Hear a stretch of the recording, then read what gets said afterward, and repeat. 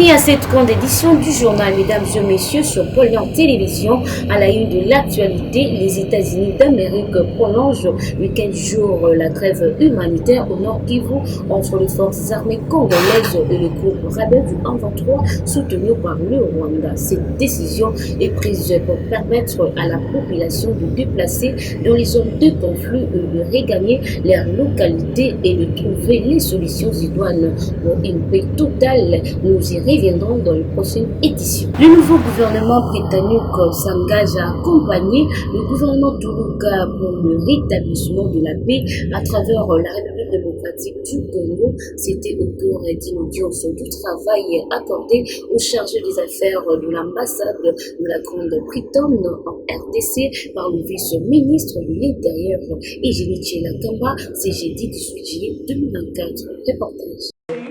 Le nouveau gouvernement britannique va accompagner le gouvernement souminois dans le rétablissement de la paix sur l'ensemble du territoire national. C'est l'une des résolutions fermes dévoilées par la conseillère politique de l'ambassade de Londres en RDC à la vice-ministre de l'Intérieur, Eugénie Tshilakamba, au cours d'une séance de travail. Cette cadre d'administration britannique a rassuré la deuxième personnalité de la territoriale de la disponibilité de son pays à raffermir la coopération RDC-Grande-Bretagne. Nous avons discuté la coopération entre la RDC et la Grande-Bretagne, surtout avec le nouveau gouvernement britannique. Comme toujours, la Grande-Bretagne et la RDC sont les partenaires et ça, je peux dire, ça ne va pas changer. Dans cette réunion, nous avons focalisé sur les matières bilatérales. Accordant une attention particulière au message de l'émissaire britannique, la vice-ministre de l'Intérieur, Eugénie Tshilakamba, a de son côté fait part à son hôte des efforts fournis par le chef de l'État et le gouvernement pour le rétablissement de la paix et la quiétude pendant cette période où la nation est agressée par le Rwanda. Le ministre de l'Urbanisme et Habitat et son collègue des Affaires foncières ont réévalué les contrats de protocole d'accord signés avec la société Haute-Côte sur la construction de la cité du fleuve le mardi 16 juillet 2024. Une évaluation qui constituait avoir les objectifs et de réexaminer les contrats de protocole d'accord entre l'État congolais et la société signée en 2009.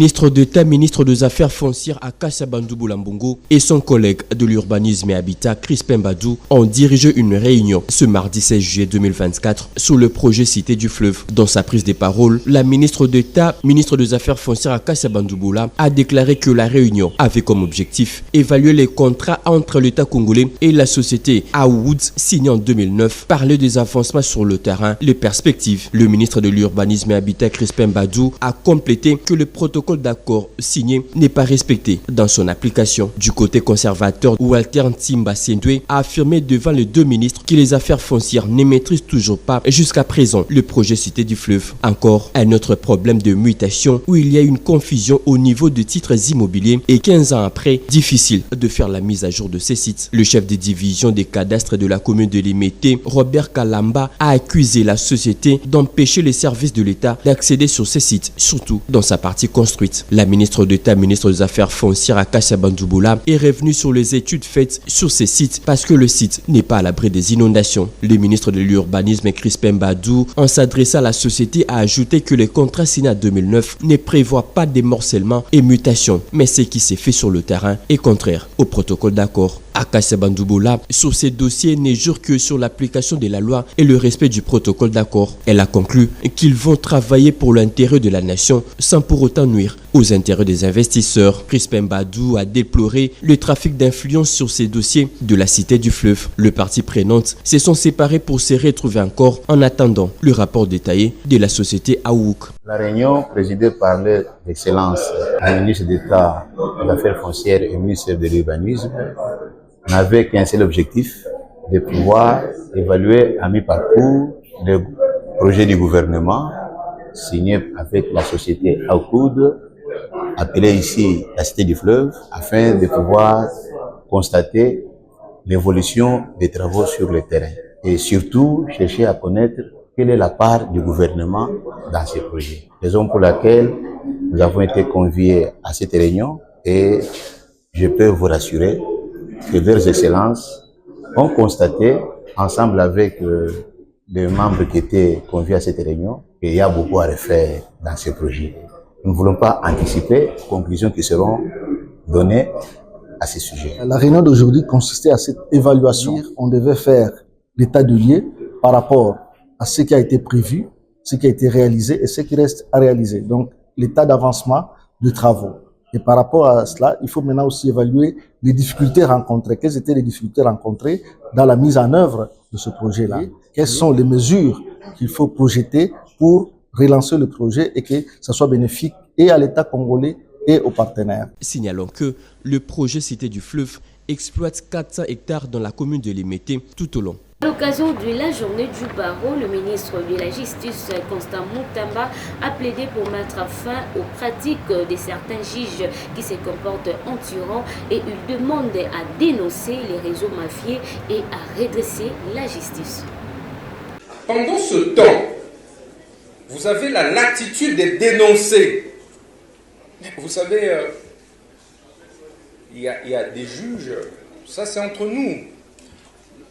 Je suis désolé, dans ma manière de travailler, je pose les diagnostics de manière claire. Pour pouvoir en dégager une thérapie aussi claire. Éviter d'administrer un produit pour une maladie qui n'en est pas une. C'est quoi la maladie dont a parlé le chef de l'État? Mais c'est tout ça. Le chef avait-il tort entre nous?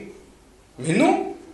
Combien d'avocats ont gagné de procès sans avoir visité les juges? C'est rare. C'est à compter au doigt. Est-ce que j'ai menti, chers frères et sœurs? Non. J'ai été avocat, j'ai plaidé plusieurs cas, plusieurs dossiers. Où vous voyez des juges qui se comportent pratiquement en tyran. Mais je dis tout ceci parce que je viens de vous, je suis de votre école. Ça doit cesser. Aidez-nous à dénicher tous ces réseaux mafieux. Aidez-nous à redresser la justice. La pacification du territoire du Roumo dans la province des Litorés est l'un des grands paris gagnés par le gouvernement d'État des sièges sous la gouvernance du lieutenant général Oueka Chamadjoni qui exécute sans faille la volonté du chef de l'État, commandant suprême des forces armées de la République démocratique du Congo. Reportage. Les différentes barbaries et incivismes ont dorénavant laissé place à une nouvelle ère au sein de cette entité coutumière caractérisée par une reprise remarquable des activités économiques communes entre les villageois des Bavonkoutou dans la chefferie de Walese Vonkoutou et Mateumba dans la chefferie voisine de Basili.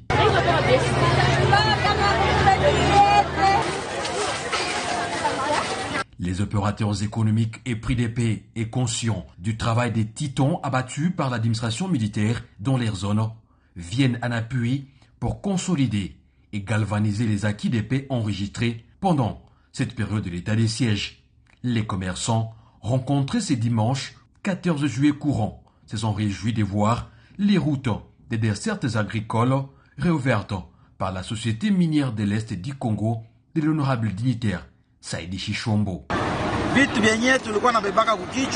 Nous devrions transporter nos marchandises par tête. Cette souffrance est finie. Maintenant, les véhicules ont l'accès ici sans problème. Avant, on était peu nombreux, mais maintenant, nous sommes au-delà de 50 commerçants ici dans la zone.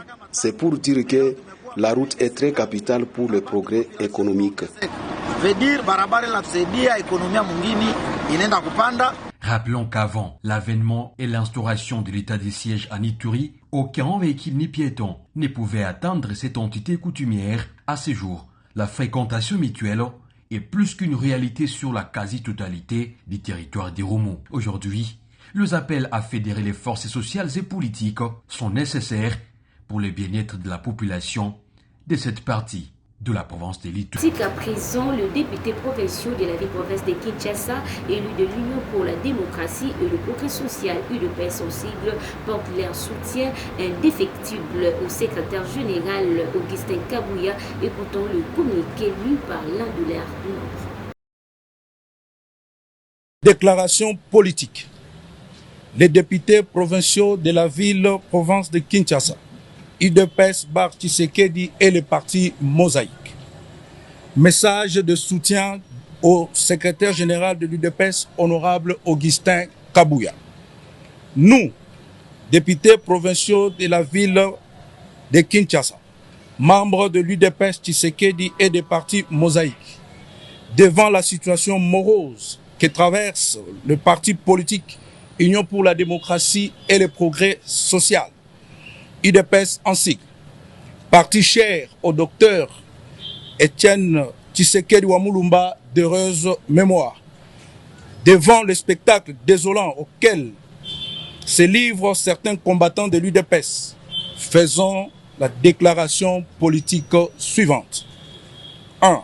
Soutenons sans condition l'honorable Augustin Kabouya comme secrétaire général du parti UDPS Bar Tshisekedi et membre du présidium de l'Union sacrée de la nation. Dénonçons avec la dernière énergie les attaques, les colibés, les calomnies non fondées proférées à l'encontre de l'honorable Augustin Kabouya par certains détracteurs en mal de positionnement. Mettons en garde tous les fauteurs de troubles, lesquels jouent le jeu des ennemis de la paix pour saper les efforts du président de la République en ce moment de guerre d'agression. Encourageons le dialogue au sein de notre parti politique UDPS pour les règlements de tout différends entre membres afin de garantir la réussite et le succès du deuxième quinquennat du président de la République, chef de l'État, notre seule autorité de référence. Fait à Kinshasa le 17 juillet 2024. Je vous remercie. Chose pour la fédération des Kabeyaka Mwanga au Kasaï oriental qui porte aussi également son soutien à son secrétaire général.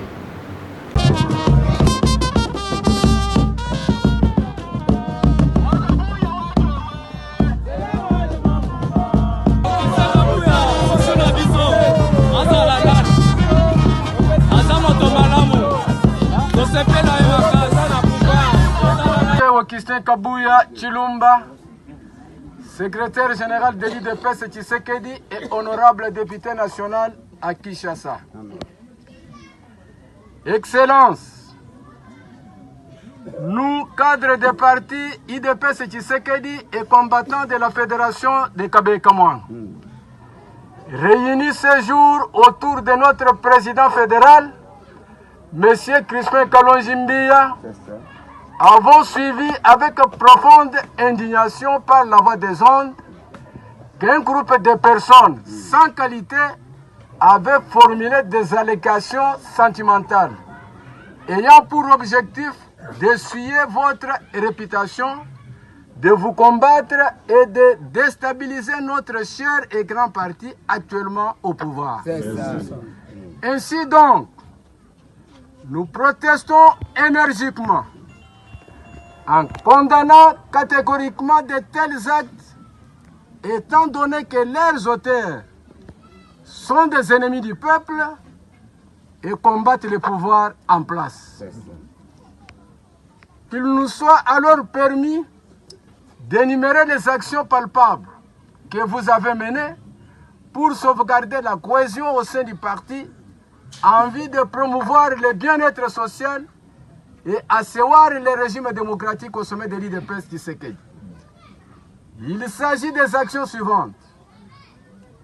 À l'issue des élections du 20 décembre 2023, l'UDPS Tshisekedi, grâce à votre expérience professionnelle, a obtenu la majorité écrasante. Dans l'Assemblée nationale, Contraire pour la fédération de l'UDPS États-Unis d'Amérique qui désavoue à son tour le secrétaire général Augustin Kabouya tout en demandant la convocation rapide du congrès extraordinaire pour doter le parti un nouveau comité dirigeant. Suivez. UDPS viva! Viva! UDPS viva! Viva! UDPS viva! Viva! Viva! Viva! Étienne Tshisekedi, héros national, Félix Tshisekedi, président de la République. Déclaration politique de l'UDPS, section Washington State, USA. Nous, membres de l'exécutif sectionnaire de Washington State de l'UDPS Tshisekedi, vu l'article 5, alinéa 1er de la Constitution qui stipule « La souveraineté nationale appartient au peuple. Tout pouvoir émane du peuple qu'il exerce directement par voie de référendum ou d'élection et indirectement par ses représentants. Vu l'exposé des motifs des statuts du parti qui dispose, le peuple étant désormais en mesure de revendiquer et défendre ses droits, la deuxième étape de la lutte du parti pouvait enfin s'enclencher et avait pour objectif prioritaire la conquête, l'exercice et la conservation démocratique du pouvoir en vue de la réalisation de son projet de société. Vu l'article 6 des statuts du parti relatif aux droits et devoirs des membres, notamment droit aux libertés d'expression. Vu la situation que traverse le parti depuis plusieurs années et dénoncée depuis par la base du parti, vu l'autoritarisme et le despotisme qui ont élu domicile dans le parti avec les antivaleurs comme Tossa Obika, vu la déception totale de la majorité des membres de l'UDPS Tshisekedi, vu la déclaration politique de la présidence du parti du 11 juillet courant portant retrait de la confiance placée en la personne de l'honorable Augustin Kabouya Chilumba en sa qualité de secrétaire général du parti. Décidons. 1. Soutenir les actions de Monsieur le Président de la République, Son Excellence Félix-Antoine Tshisekedi Tshilombo, autorité morale du parti. Soutenir sans faille la volonté de la majorité des combattantes et combattants de l'UDPS Tshisekedi, exprimée par le canal des secrétaires nationaux. Réorganiser le parti à tous les niveaux, c'est-à-dire national, fédéral, sectionnaire et cellulaire, en convoquant dans un délai raisonnable l'Assemblée générale, d'accompagner les nouveaux dirigeants du parti pour la bonne marche de celui-ci au niveau de la Fédération des USA. UDPS viva! Viva! UDPS viva! Viva! UDPS viva! Viva! Viva! Viva! Étienne Tshisekedi, héros national, Félix Tshisekedi, président de la République. Fait à Washington le 16 juillet 2020. Nom de l'infraction dans cette édition liée à une construction illégale, occupation des caniveaux ou à des nuisances sonores et des instructions officielles ont été données par le ministre délégué à l'urbanisme et habitat. C'était au cours d'un échange avec son collègue de la justice, Constant Moutamba. Merci son excellence monsieur le ministre qui a bouleversé son agenda pour me recevoir malgré ses nombreuses occupations. Nous avons échangé sur des questions en rapport avec la gestion de la ville au niveau de la territoriale. Vous savez qu'en tant que ministre délégué près l'urbanisme et l'habitat, mais aussi en charge de la politique des villes, il était important de mettre l'accent sur le rôle de tout un chacun au niveau de la territoriale. Donc j'ai remis à son excellence monsieur le ministre des documents qui sont... c'est l'édit 003 du 9 septembre 2013 qui porte mesures de protection sur l'environnement et l'assainissement de la ville de Kinshasa. Et vous avez, c'est-à-dire que toute personne a des obligations, a des droits et des obligations, notamment on ne peut pas jeter des immondices sur la voie publique, on ne peut pas mettre des matériaux de construction sur la voie publique, on ne peut pas couper un arbre. Lorsqu'il y a une construction, il faut le voir, il faut le visiter. Donc bref, c'est une enquête qui est faite au niveau de la territoriale, c'est-à-dire au niveau du bourgmestre. Et lorsque les personnes ne respectent pas ces instructions, les amendes vont jusqu'à 50 millions de francs congolais. J'ai transmis le document à son excellence, monsieur le Mineta aussi, sur l'édit 005 du 9 octobre 2012, qui sanctionne justement les nuisances sonores. Cela veut dire que lorsque une personne est multirécidiviste, les amendes vont jusqu'à 1 million de francs congolais et les biens qui ont causé les nuisances sont saisis et la personne peut faire l'objet de 14 jours de servitude pénale. Donc cela veut dire que lorsque maintenant, toute personne qui constate qu'il y a une infraction, il y a une mauvaise construction, une personne qui construit sur un caniveau, ça c'est par rapport à l'édit 003, où il y a des nuisances, une personne qui est en train de faire du bruit, elle doit se saisir automatiquement, elle doit écrire à son bourgmestre qui est le plus proche et réserver copie à monsieur le procureur de la République, tel que son excellence monsieur le Mineta m'a dit. Et d'office, lorsque ce n'est pas exécuté, le bourgmestre pourra faire l'objet d'une convocation au parquet pour abstention coupable parce qu'il n'a pas exécuté ces textes et lois de la République, parce que c'est là où se trouve son devoir. Et je transmets aussi à son excellence monsieur le Mineta l'ordonnance loi du 31 mai 1975 qui réglemente les heures d'ouverture et des fermetures des débits de boissons. Donc c'est-à-dire les tenanciers de bars vendant la boisson alcoolisée doivent respecter une heure, c'est-à-dire du lundi au vendredi c'est de 17h à 22h, samedi c'est de 17h à 23h, dimanche et jour férié c'est de 11h à minuit. Et ça dit clairement que lorsque des personnes ne respectent pas ces heures-là, les amendes vont jusqu'à l'équivalent de 500 $, et les peines privatives de liberté de 6 mois à 5 ans.